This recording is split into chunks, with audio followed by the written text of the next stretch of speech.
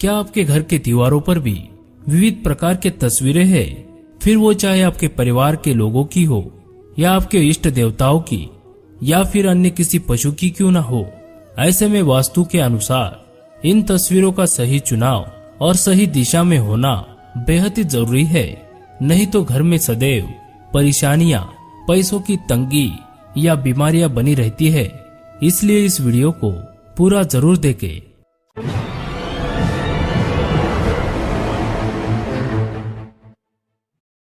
नमस्कार दोस्तों, स्वागत है आप सभी का एक बार फिर से।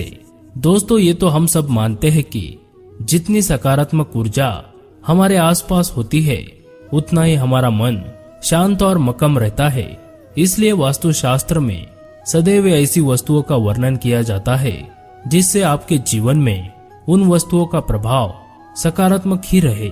हम सबके घरों में हम भिन्न भिन्न प्रकार की भिन्न भिन्न चित्रों और पात्रों की तस्वीर लगाते हैं, पर हमसे हर कोई उन तस्वीरों के पीछे का महत्व नहीं जानता। ऐसा कहा जाता है कि आप जिस चीज को ज्यादा से ज्यादा अपने सामने देखते हैं वो चीज सबसे ज्यादा आपके ऊपर असर करती है। इसीलिए तस्वीरों का सही चुनाव आवश्यक है।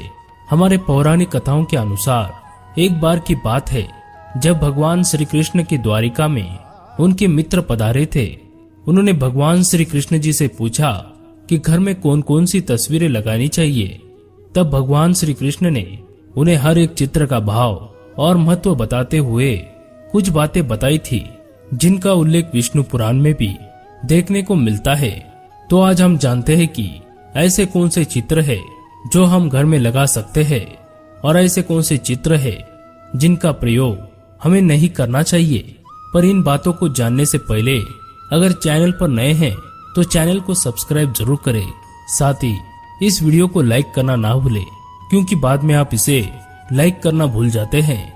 तो आइए जानते हैं कि भगवान श्री कृष्ण ने कौन सी तस्वीरों को घर में लगाना शुभ बताया है। सबसे पहले जानते हैं शुभ तस्वीरों के बारे में। पहला, अगर आपके व्यापार में बार बार नुकसान हो रहा है और आपको सफलता प्राप्त नहीं हो रही, तो आपके ऑफिस के, दुकान के या जहां भी आप काम करते हो उस जगह की पूर्व दिशा में समुद्र किनारे दौड़ते 7 सफेद घोड़ों की तस्वीर जरूर लगाएं। ये घोड़े सदैव आपको आगे बढ़ते रहने की शक्ति प्रदान करते हैं। दूसरा, गर्भवती महिलाओं के लिए सुंदर विचार, अच्छा माहौल और मन की प्रसन्नता अति आवश्यक होती है। अगर उनके कमरे में यशोदा मैया के साथ भगवान श्री कृष्ण या माखन खाते लड्डू गोपाल लगाए जाए तो ये माता और शिशु दोनों के लिए लाभदायी होता है। तीसरा, अगर आप चाहते हैं कि आपका परिवार एक आदर्श परिवार बना रहे और उनमें सदैव प्रेम, आदर और मर्यादा बनी रहे, तो अपने घर के ड्राइंग रूम में राम दरबार की तस्वीर अवश्य लगाएं। इससे घर के सदस्यों के बीच आपसी स्नेह और आदर बढ़ने लगता है। चौथा, भगवान धन्वंतरी की तस्वीर। अगर आप भी धन के स्रोत को बढ़ाना चाहते हैं और चाहते हैं कि धन कभी भी आपके घर से दूर न जाए, तो अपने घर में भगवान धन्वंतरी की तस्वीर अवश्य लगाएं। ये आपके घर में लक्ष्मी जी के आगमन के लिए शुभ मानी जाती है।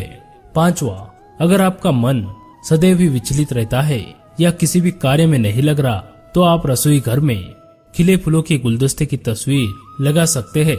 अगर आप नवविवाहित दाम्पत्य है तो अपने कमरे में राधा कृष्ण की तस्वीर अवश्य लगाएं। ऐसे में इन दाम्पत्यों के बीच आपसी स्नेह में वृद्धि होती है और इनका प्रेम भी राधा कृष्ण की तरह सदैव अमर रहता है। सातवीं बात, माँ सरस्वती को बुद्धि, कुशलता और आत्मविश्वास की देवी कहा जाता है। इन्हें बच्चों के पढ़ाई कक्ष में या स्टडी टेबल पर रखने से उन्हें माँ सरस्वती का आशीर्वाद प्राप्त होता है और उनका मन भी अन्य वस्तुओं में नहीं भटकता। अब आइए जानते हैं कि ऐसी कौन सी तस्वीरें हैं जिन्हें घर में नहीं रखनी चाहिए। पहला है महाभारत ग्रंथ। दोस्तों, कहा जाता है कि महाभारत ग्रंथ को घर में नहीं रखा जाता, ना ही उसे पढ़ा जाता है। इसलिए महाभारत से जुड़ी कोई भी तस्वीर, पात्र या कोई चित्र घर में नहीं रखना चाहिए। ये घर के शांत वातावरण के लिए शुभ नहीं माना जाता। दूसरा, घर में कभी भी बहते हुए पानी, झरने या नदी की तस्वीर नहीं लगानी चाहिए।